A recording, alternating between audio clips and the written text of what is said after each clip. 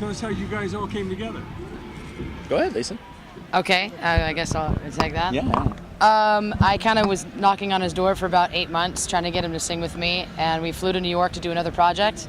We played together on stage, and we like felt crazy magic. So we came back and started like a little side project, and then he came to the studio. I was actually in a band with Corey for about 6 years before we broke up. These two were getting together, and then he called me. He's like, "We need a bass player. Get out of here." So joined that.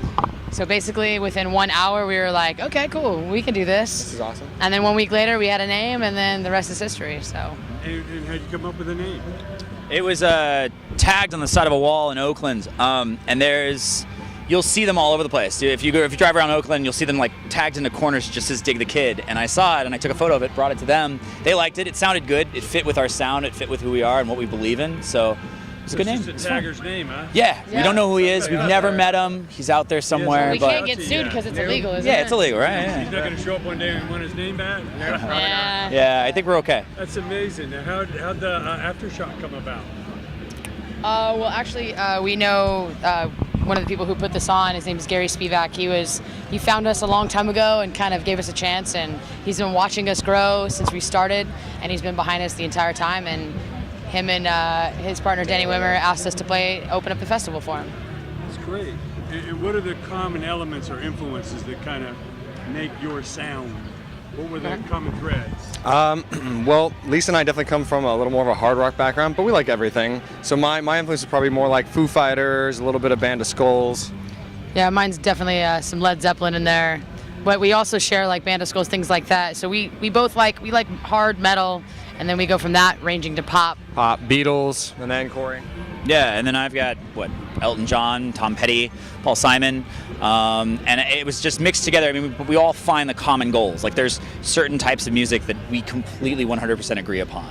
And trying to throw in things that people may either haven't heard before or people aren't familiar with, and really just kind of have a nice eclectic sound all through and through. We don't want to get bored, so we don't want the audience to get bored either. It's always our music is always changing. Yeah. It's always changing. Constant evolution. Mm-hmm. Yeah.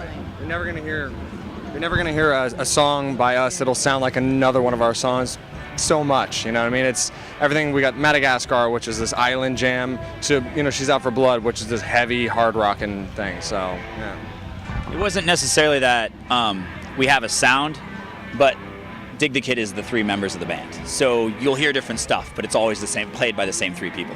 That's kind of how we like to look at it. I know she's switching up some instruments there. What's that all about? Well, I mean, we all play the instruments a little bit different, so it's not like, very gimmicky where you switch instruments, play a song, and then you're like, oh, we know how to switch instruments. It's more that I play my guitar different than he does. Mine's more a little Zeppelin-y, you know what I mean, where his how do you describe your guitar playing? I'm a rhythm player. Yeah. I like chords because I spend most of my time singing, so. And then, he plays drums a little bit different than I do, so we all just kind of play our instruments differently, and that gives us a little bit different sound when we switch those instruments. So that's the purpose for us. Plus, we all get to get off our instruments and play something awesome, because I never get to be in the front. I was gonna say that, like, when I was playing in the band with him before, I was the drummer. So when I came into this project, he's like, well, so you can't play the drums. Because I already got Lisa, and I was like, oh, what am I gonna play? And he's like, you wanna try the bass? I'm like, yeah, sure, what the heck? And sure enough, she's like, I wanna get off drums. I wanna play some lead guitar. I'm like, well, I'll play the drums then. Why not? And then it just kind of, it just happened. So. Fantastic. Well, everybody in the audience would love to trade places with you and be up on stage, big festival like this. What advice do each of you give to the young bands, young singers, songwriters, people coming up today? What do they need to focus on to really find their own niche? I mean, we kind of had this saying, which is in one of our songs that are coming out, called, keep moving, keep pushing. We have been in bands for years, 12, 15 years, trying to make it, and it's really hard when a lot of people tell you no, no, no, and you're constantly trying to survive every single day as being a broke musician or a bartender or a graphic designer, trying to make it and make yourselves known and bigger. So I would just say, keep pushing. I mean, if you you really think that you have a talent that you want to share with everybody, just keep moving. And if you could find your niche, and just surround yourself by a good team. Because if you don't have a team, you don't have anything. I think there's also something about honing your craft.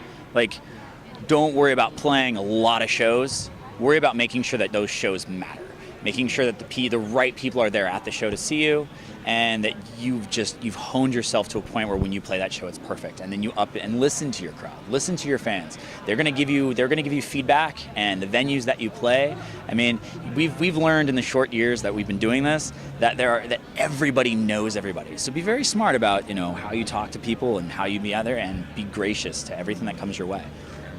And I'll just add to that really fast that there's never a moment when you should stop working. And I learned that the hard way. You just never rest. If you're resting, then it's not going anywhere. You just keep moving, keep working, and you'll get there eventually. So love what you do. If you love it, you'll do it every day, every moment. Yeah. Show's on stage. Absolutely.